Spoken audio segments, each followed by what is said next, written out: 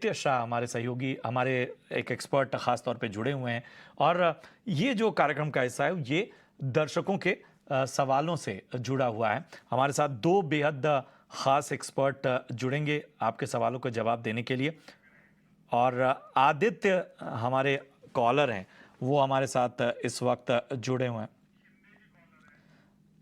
माफ़ कीजिएगा, शिंदे हैं नासिक से और वो हमारे साथ जुड़े हैं। आदित्य से उनका सवाल है। आदित्य जी, बहुत बहुत स्वागत है आपका ईटी नाउ स्वदेश में। शिंदे साहब, पूछें अपना सवाल। नमस्कार सर।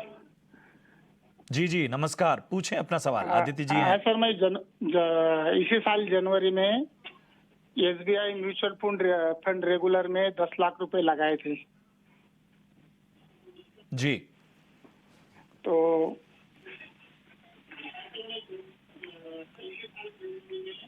जी बताएं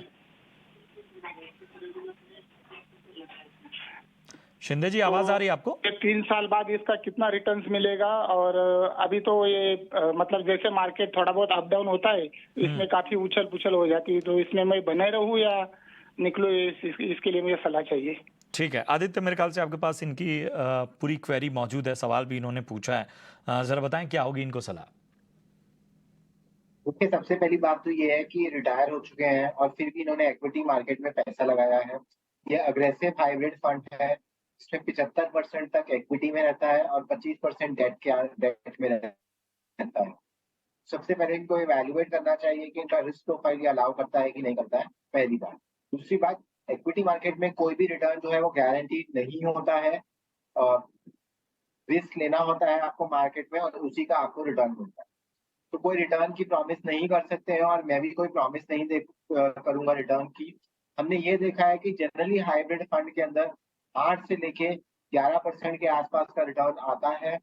तो यही रिटर्न निवेशक को एक्सपेक्ट करना चाहिए, पर अगेन ये कोई गारंटी रिटर्न नहीं। तीसरी बात, निवेशक ने पूछा कि वो इन्वेस्टेड रहने चाहिए कि नहीं रहने चाहिए। अगर उनका रिस्क प्रोफाइल कहता है कि वो इक्विटी में एक्सपोजर ले सकते हैं, तो मेरे हिसाब से इस फंड में बने रहना चाहिए, कोई प्रॉब्लम नहीं आएगी। इसमें 75% इक्विटी है और 25% के आसपास डेट है और वो डेट कुशन प्रोवाइड करता है निवेशक को। तो मेरे हिसाब से एक बार एक फाइनेंशियल प्लानर से मिल ले तो बेटर रहेगा, पर वैसे इस फंड में कोई खराबी नहीं। ठीक है। आपका शिंदे साहब कोई और सवाल?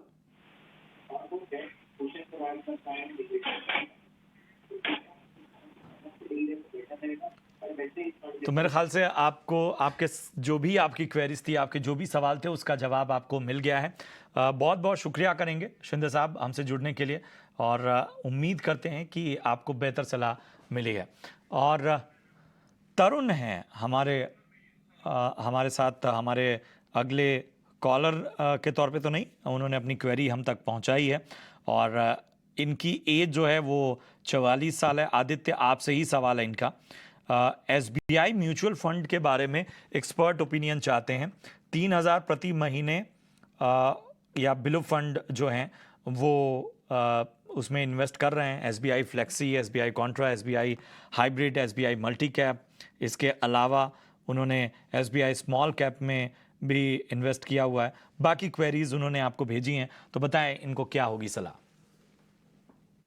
सबसे पहली बात तो ये लोग ये 15,000 रुपए की एसआईपी कर रहे हैं और अगर ये 15,000 रुपए की एसआईपी करते हैं 15 साल तक 10% के रिटर्न के आसपास में, तो इनको 75 लाख रुपए मिलेंगे, जो इनके 1 करोड़ के गोल से कम है। तो इनको एसआईपी बढ़ानी होगी, या तो 10% से हर साल एसआईपी को बढ़ाते रहिए, पहला जो सुझाव है, या फिर आप अपने गोल को और भी आगे की तरफ ले जाए तो वो बेटर है। अब इन्होंने एलआईसी की पॉलिसीज खरीदी है, वो पॉलिसीज क्या है वो बिल्कुल इवैल्यूएट कीजिए। अगर वो एलआईसी की पॉलिसी की कोई जरूरत नहीं है तो उसको बाहर निकाल सकते हैं पोर्टफोलियो से। दूसरी बात। तीसरी बात, एक ही म्यूचुअल फंड के बहुत सारे स्कीम में इन्वेस्ट नहीं करना चाहिए। म्यूचुअल फंड हाउसेज में भी डाइवर्सिफिकेशन करने की बहुत जरूरत है। हमने हाल ही में देखा है कि एक म्यूचुअल फंड में बड़ी सारे प्रॉब्लम थे, रेगुलेटर ने वहां पे जाके उनको कुछ फाइन भी किए, उसकी वजह से सारी स्कीम में प्रॉब्लम होना शुरू हो। तो मेरे हिसाब से डाइवर्सिफाई करना बहुत जरूरी है। दूसरी बात। तीसरी बात, मैं 3 फंड सजेस्ट कर रहा हूँ, एसबीआई का स्मॉल कैप फंड, पराग पारेख का फ्लेक्सी कैप फंड और यूटीआई निफ्टी नेक्स्ट 50 फंड। इन 3 फंड में अपनी एसआईपी को इक्वली स्प्लिट कर दीजिए। जो बैलेंस के फंड्स हैं उनमें से धीरे-धीरे निकल के इन फंड्स में आ जाइए। मेरे हिसाब से फिर कोई प्रॉब्लम नहीं होगी। डिसिप्लिन्ड और कंसिस्टेंट वे में इन्वेस्टमेंट करेंगे तो बेहतर रहेगा और एक ही एएमसी की सारी स्कीम्स में इन्वेस्ट नहीं करेंगे तो भी अच्छा रहेगा। तरुण जी, उम्मीद करते हैं कि आपको आपके तमाम सवालों का जवाब मिल गया है। इस वक्त हेमंत रुस्तगी साहब भी हमारे साथ जुड़ गए हैं। हेमंत सर, बहुत बहुत स्वागत है आपका। और हमारे साथ कृष्णा पांडे हैं, जिनका सवाल हम लेंगे। कृष्णा साहब, आप हमारे साथ जुड़े हैं? जी सर, नमस्कार। जी, पूछें अपना सवाल हेमंत सर से। सर, हमें एसआईपी शुरू करनी है। जी, पूछें। जी सर, हमको एसआईपी शुरू करनी है, जिसके लिए हमें फंड सजेस्ट करें सर कि कौन से अच्छे फंड 15 साल में अच्छे रिटर्न मिलेंगे हमको सर। ठीक है। क्या आपका कोई लक्ष्य है? क्या आप कितना चाहते हैं? कोई लक्ष्य है आपका? सर, अभी लक्ष्य तो कोई ऐसा है नहीं, बस मैक्सिमम कितना मिल जाए, 8-10, लगभग 8 से 10,000 से अभी शुरुआत करेंगे एसआईपी की। ठीक है, ठीक है, ठीक है। 15 सालों का लक्ष्य है इनका। 8 से 10,000 रुपए इन्वेस्ट करना चाहते हैं एसआईपीज में। आपकी उम्र क्या है कृष्णा जी? 34 ईयर। ठीक है। हेमंत सर, बताएं, उम्र इनकी 34 साल है, 15 सालों का लक्ष्य लेके चल रहे हैं, और 8 से 10,000 रुपए तक इन्वेस्ट कर सकते हैं एसआईपीज में। बताएं, इनको क्या सलाह होगी? देखिए प्रशांत, जैसे उन्होंने कहा कि इनका जो टाइम होराइजन है करीब 15 साल है, तो जाहिर सी बात है जब इतने लंबे समय के लिए इन्वेस्ट करें तो कोशिश करनी चाहिए कि आपको इस तरह से एसेट एलोकेशन करें कि आपका रिटर्न जो है वो इन्फ्लेशन से बेटर हो। तो वहां पे तो जो इक्विटी फंड्स हैं वो डेफिनेटली इनके लिए बहुत सूटेबल रहेंगे। बट इनको फंड बताने से पहले, जैसा आपने भी कहा, आई थिंक इम्पोर्टेंट है कि मैं इनको यही एडवाइस करूंगा कि थोड़ा सा अपना लक्ष्य बनाएं। क्योंकि होता कि आप शुरुआत तो कर देंगे, उसमें कोई प्रॉब्लम नहीं है, लेकिन अगर आपका लक्ष्य रहेगा तो आपको पता है कि आपको कहाँ तक पहुंचना है, और वहां तक पहुंचने के लिए एक अज्यूम रेट ऑफ रिटर्न पे आपको कितने इन्वेस्टमेंट की जरूरत है, कितनी उसमें कमी है। कहीं ना कहीं वो आपको मोटिवेट करता है कि अपनी इन्वेस्टमेंट को आप आगे जाके धीरे धीरे बढ़ाते रहें। बट शुरुआत करने के लिए, क्योंकि 15 साल का समय है, तो इक्विटी फंड, जैसा मैंने कहा, 2 फंड 8,000 के लिए मैं इनको रिकमेंड कर रहा हूँ।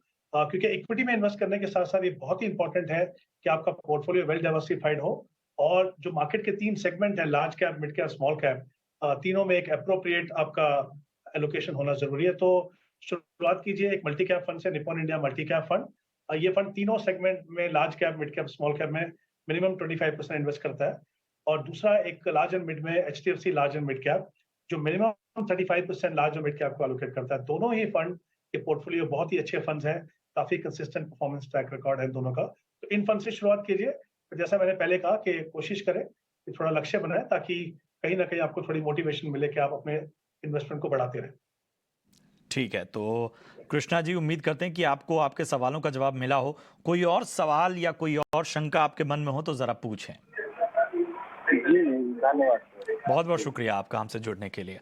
तो बहुत से लोग जो शुरुआत कर रहे हैं उनका हौसला हमें बढ़ाना चाहिए, और वाकई कृष्णा जी जैसे लोग जो एक बेहतर भविष्य के लिए अपनी प्लानिंग सामने रखते हैं, और ये भी समझने की कोशिश करते हैं कि साहब, ये हमारा पूरा होराइज़न है और यहाँ से हमको आगे जाना है, तो किस तरह के निवेश की प्लानिंग होनी चाहिए। इसी तरह से आप अपने सवाल हम तक पहुँचा सकते हैं।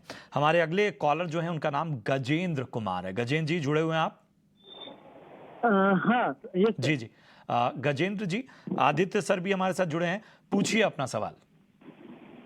सर, अभी मैंने कोटक फ्लेक्सी कैप में 8,000 रुपीज, मेरा एसेट लार्ज कैप में 6,000 रुपीज, और आईसीआईसी प्रूडेंशियल इक्विटी डेट में 4,000, एचडीएफसी स्मॉल कैप में 4,000, और कोटक इमर्जिंग इक्विटी में 6,000 की एसआईपी अभी चल रही है।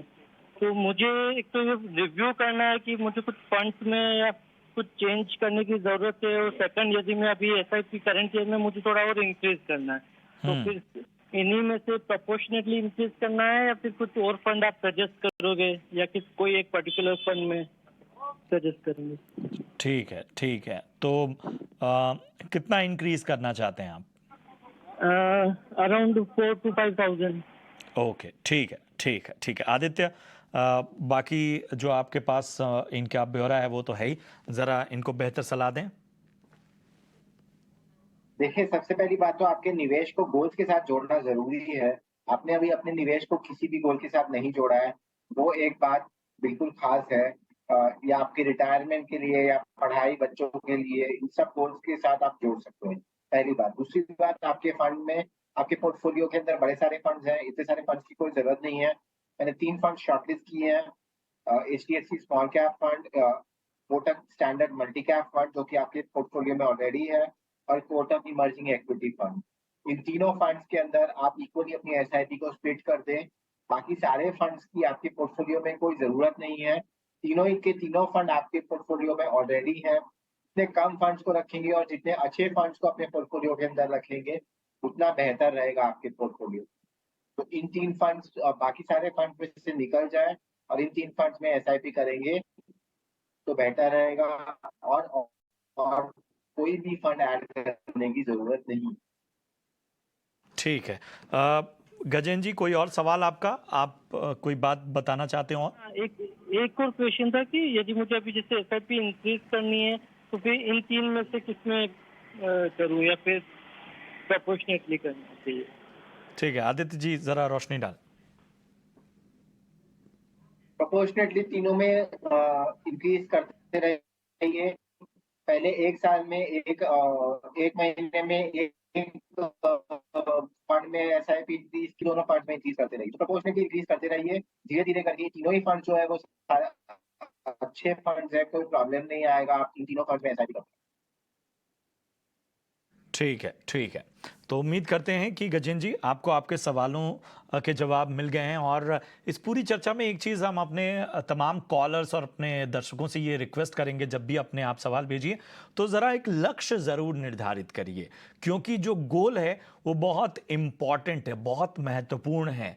मान लीजिए आपको जहाँ पहुँचना है उस लक्ष्य के बारे में ही आपको जानकारी नहीं है, फिर आप ये कॉर्पस क्यों जुटा रहे हैं? क्या आपका लक्ष्य है? रिटायरमेंट की प्लानिंग है, बच्चों की पढ़ाई है, या किसी और खर्चे के लिए, या कोई एसेट आप जोड़ना चाहते हैं, घर खरीदना चाहते हैं, गाड़ी खरीदना चाहते हैं? तो ये जो समय सीमा है ये तो आप तय कर देते हैं, लेकिन गोल नहीं तय करते हैं। तो गोल यानी लक्ष्य ज़रूर तय करें। बढ़ते हैं अपने अगले कॉलर की ओर। अहमद राजा हैं ओमान से। अहमद साहब, आप जुड़े हुए हैं हमारे साथ? Yes, good evening. Very good evening. पूछें अपना सवाल।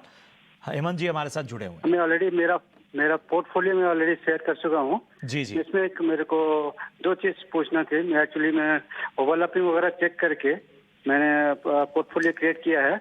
उसमें मैं 2 मिड कैप और 3 स्मॉल कैप रखा हूँ डाइवर्सिफिकेशन के लिए। क्या ये ओवर डाइवर्सिफिकेशन हो जाता है या सही है 2 मिड कैप और 3 स्मॉल कैप रखना है? ठीक है, ठीक है। तो जैसा कि मैं देख पा रहा हूँ बहुत सारे फंड्स हैं आपके पास। हेमंत सर बताएं ज़रा क्या होगी इनको सलाह? जी देखिए, इनके जो अभी करंट इन्वेस्टमेंट है करीब इनकी 27,000 इन्वेस्टमेंट है, और इन्होंने कहा कि इनका गोल जो है वो 2.5 करोड़ का कॉर्पस बनाने का है। तो मुझे लगता है कि जो इनका टाइम होराइजन है उसमें 25,000 से भी इनका गोल पूरा होगा। तो अच्छी बात है कि ये थोड़ी सी ज़्यादा ही इन्वेस्टमेंट कर रहे हैं। इम्पॉर्टेंट चीज़ इनके लिए है कि इर्रिस्पेक्टिव ऑफ मार्केट कंडीशन ये अपनी इन्वेस्टमेंट प्रोसेस को पूरे टाइम जो इन्होंने होराइजन रखा है अपना 20 साल का, उसमें उसको कंटिन्यू करते रहें। अब इशू ये है कि इनके 27,000 इन्वेस्टमेंट के लिए इनके पास करीब 9 फंड हैं। तो अगर हम देखें इनका किस तरह के फंड है, इनके पास 2 फ्लेक्सी कैप फंड है, 1 मल्टी कैप फंड है, 1 कॉन्ट्रा फंड है, 2 मिड कैप फंड है और 3 स्मॉल कैप फंड है। मुझे लगता है फंड ज़्यादा है, डेफिनेटली इसमें ज़रूरत है पोर्टफोलियो को थोड़ा कंसोलिडेशन करने की। जैसा इन्होंने कहा कि ये चाहते हैं कि मिड कैप में इनका एक्सपोजर रहे 8,000 पे, तो वो बिल्कुल सही है, क्योंकि प्रोपोर्शनेटली वो बिल्कुल सही बैठता है। उसमें उतना आप रख सकते हैं, लेकिन मुझे लगता है कि जो फंड आपके पास है उससे बेहतर फंड आपके पास अवेलेबल हैं, जैसे मोतीलाल ओसवाल या फिर कोटक इमर्जिंग फंड, वो फंड को आप देखें। जहाँ तक स्मॉल कैप की बात है, मुझे लगता है 41% एलोकेशन जो उन्होंने अभी किया है करीब 11,000 का, वो थोड़ा ज़्यादा है, उसको कम करना और फंड भी थोड़े कम करने हैं। तो एक जैसे क्वांट है इनके पास 5,000, वो आप कंटिन्यू कर सकते हैं। उसके अलावा भी अगर आपको 3,000 रुपये और इन्वेस्ट करने हैं अगर स्मॉल कैप में, तो फिर आप निपॉन इंडिया स्मॉल कैप देखें, वो एक मुझे लगता है बेहतर फंड होगा। फ्लेक्सी कैप में इनके पास 2 फंड है, पीजीआईएम और पराग पारिक फ्लेक्सी कैप। तो मुझे लगता है वो एक ही फंड रखें, पराग पारिक फ्लेक्सी कैप, क्योंकि वहाँ पे थोड़ा एक्सपोजर उनको यूएस मार्केट में भी मिलता है, वो ज़्यादा कंसिस्टेंट फंड है, तो वो रखें। और 3000 पे जो इनके पास बचेंगे स्मॉल कैप के, जहाँ पे मैंने कहा उसको कम करें एक्सपोजर, वो भी चाहें तो वो पराग पारिक फ्लेक्सी कैप में इन्वेस्ट करें। तो कुल मिला के फ्लेक्सी कैप में 7000 की इन्वेस्टमेंट होगी। एसबीआई के 2 फंड्स हैं इनके पास, एसबीआई मल्टी कैप फंड और एसबीआई कॉन्ट्रा। तो वहाँ पे एक फंड रखे है, एसबीआई कॉन्ट्रा रख सकते हैं। तो वहाँ पे 4000 पे, मतलब 2000 जो एसबीआई मल्टी कैप पे रख रहे हैं, वो भी अगर ये कॉन्ट्रा में ऐड करें तो मुझे लगता है बेहतर होगा। तो कुल मिला के करीब 6 फंड होंगे इनके पास, 3 फंड कम होंगे। और जैसा मैंने कहा कि लक्ष्य पूरा होगा प्रोवाइडेड ये 20 साल तक अपना प्रोसेस को कंटिन्यू करते हैं। ठीक है अहमद जी, कोई और सवाल आपका? जी, मैं आपका निपॉन इंडिया अगर ऐड करता हूँ, उसमें 178 कंपनीज है ऑलरेडी इसमें, तो ये ओवर डेवलुएशन हो जाएगा और इसका AUM भी बहुत ज़्यादा है, और इसमें इसलिए वो ज़्यादा 178 कंपनीज में फंड में है। अगर मैं क्वांट और निपॉन लेता हूँ तो 178 प्लस ये हम लोग का 67 फंड, टोटल 200 कंपनीज हो जाएगा स्मॉल कैप में। तो इसलिए मैंने कम AUM वाला लिया है, इसलिए उनके पास कम कंपनीज होगा। निपॉन बिल्कुल सही, कुछ होल्डिंग हो गया है। जी सर, जी बात बिल्कुल सही है। जहाँ पे थोड़ी सी कंसंट्रेटेड बेट होगी तो आपको ये समझना है कि उसमें वॉलेटिलिटी भी थोड़ी ज्यादा होती है, रिस्क भी थोड़ा ज्यादा हो जाता है। और जब हम बात कर रहे हैं कि निपॉन ले, तो ऑब्वियसली हम बात कर रहे हैं क्वालिटी की, और स्मॉल कैप फंड सेगमेंट जो है वो काफी वॉलेटाइल होता है। और उसपे यूनिवर्स जो है वो करीब 251 कंपनी से जितने ऊपर जितनी भी कंपनीज हैं वो सारी स्मॉल कैप है। तो काफी बड़ा यूनिवर्स है, और क्योंकि ये बहुत ही अग्रेसिव सेगमेंट है और उसमें चांसेस होते हैं, लिक्विडिटी का इश्यूज है, बहुत सारे इश्यूज हैं, तो इसीलिए हमने देखा भी है कि हालांकि इस फंड का कॉर्पर भी ज्यादा है, डाइवर्सिफिकेशन भी ज्यादा है, फिर भी कोई कारण है ऑब्वियसली जब इस फंड ने इतना अच्छा परफॉर्म किया। तो कहीं ना कहीं क्वालिटी, कहीं ना कहीं उनकी जजमेंट, और कहीं ना कहीं इस तरीके से पोर्टफोलियो को मैनेज करता है, वो भी बहुत इंपॉर्टेंट है। तो मुझे लगता है कि वो फंड बेहतर है, बट जैसा मैंने कहा स्मॉल कैप सेगमेंट में आपका जो एलोकेशन है उसको डेफिनेटली आप थोड़ा कम कीजिए। ठीक है, बहुत बहुत शुक्रिया अहमद जी अपना सवाल हम तक पहुंचाने के लिए। आदित्य, आपसे अगला सवाल है, और राकेश कुमार है हमारे साथ कॉलर। राकेश, पूछें अपना सवाल। सर, मैंने क्वेश्चन तो डाले हुए हैं, जी तो जो भी पैनल में है उनको मेरा पहले तो गुड इवनिंग, और आपको भी सर। ठीक है, तो एक क्वेरी है कि जो मैं लिया हूँ फंड उसका क्या परफॉर्मेंस होगा, और जो मेरा SIP है अगर मैं उसको 10 साल कैरी ऑन करता हूँ तो how much wealth I could create. My aim is only to wealth creating sir. और इसके अलावा, hello, can you hear me sir? जी जी जी जी। और इसके अलावा मेरा सर डायरेक्ट स्टॉक में भी है 10 लाख रुपए, जो मोस्टली जो है निफ्टी के ही स्टॉक हैं। ठीक है, ठीक। और NP और PPF में भी है 2.5 lakh. Every year I invest 30,000। तो ये सबको अगर मैं कैरी ऑन करता हूँ तो how much wealth I could create after 10-15 years. ठीक है, ठीक है, ठीक है।